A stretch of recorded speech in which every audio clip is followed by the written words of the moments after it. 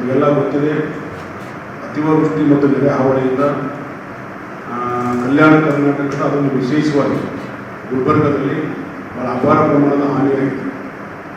ಈ ಹಾನಿಗೆ ಸಂಬಂಧಪಟ್ಟಂತೆ ನಾವು ಕೃಷಿ ಇಲಾಖೆ ಮತ್ತು ತೋಟಗಾರಿಕೆ ಇಲಾಖೆಗೆ ಸಂಪರ್ಕ ಮಾಡಿದಾಗ ಗುಲ್ಬರ್ಗ ಜಿಲ್ಲೆ ಒಂದರಲ್ಲಿ ಕನಿಷ್ಠ 500ರಿಂದ 600 ಕೋಟಿ ರೂಪಾಯಿ ಪರಿಹಾರ ಬೇಕಾಗ್ತದೆ, ಶೇಕಡಾ 90ರಷ್ಟು ಹಾನಿಯಾಗಿದೆ ಅನ್ನುವಂಥ ಮಾತನ್ನು ಹೇಳಿದ್ದಾರೆ. ಈಗಾಗಲೇ ನಾವು ಸಹಿತ ಸರ್ಕಾರಕ್ಕೆ ವರದಿಯನ್ನು ಸಲ್ಲಿಸಿದ್ದೀವಿ ಅನ್ನುವಂಥ ಮಾತನ್ನು ಇವತ್ತು ಅಧಿಕಾರಿಗಳು ಹೇಳ್ತಾ ಇದ್ದಾರೆ. ಭಾಳ ಮುಖ್ಯವಾಗಿ ನಾವು ಕಂದಾಯ ಸಚಿವರಾಗಿರುವಂಥ ಸನ್ಮಾನ್ಯ ಶ್ರೀ ಕೃಷ್ಣ ಬೈರೇಗೌಡ ಅವರನ್ನು ಹೋಗಿ ಅವ್ರನ್ನ ಭೇಟಿಯಾದಾಗ ನಾವು ರಾಜ್ಯ ಸರ್ಕಾರ ಮಾಡಿರ್ತಕ್ಕಂಥ ಘೋಷಣೆಯ ಪ್ರಕಾರ ಏನಂತಂದ್ರೆ ಇವತ್ತು ಸುಮಾರು 2,000 ಕೋಟಿ ರೂಪಾಯಿನ ಪರಿಹಾರಕ್ಕಾಗಿ ಮೀಸಲಿಟ್ಟಿದ್ದೇವೆ. ಇನ್ನು 12 ಜಿಲ್ಲೆಗಳಿಂದ ಜಂಟಿ ಸಮೀಕ್ಷೆ ವರದಿ ಬರಬೇಕು. ಆ ವರದಿ ಬಂದ ತಕ್ಷಣ ನಾವು ಹಣವನ್ನು ಹಾಕ್ತೀವಿ ಅನ್ನುವಂಥ ಮಾತನ್ನು ಹೇಳಿದ್ದಾರೆ.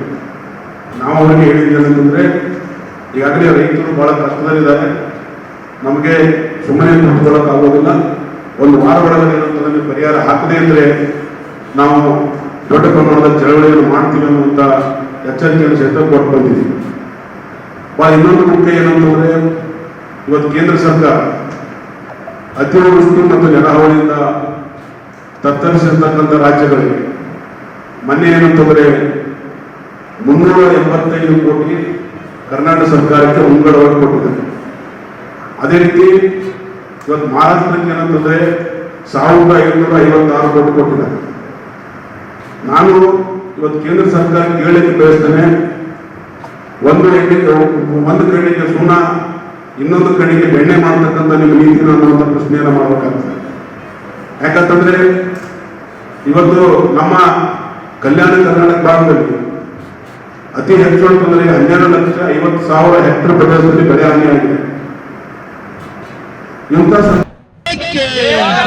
ಕರ್ನಾಟಕ ರಾಜ್ಯ ರೈತ ಸಂಘಕ್ಕೆ ಸಾಮಾಜಿಕ ನಾಯಕತ್ವಕ್ಕೆ ಬೇಕೇ ಬೇಕು, ಬೇಕೇ ಬೇಕು.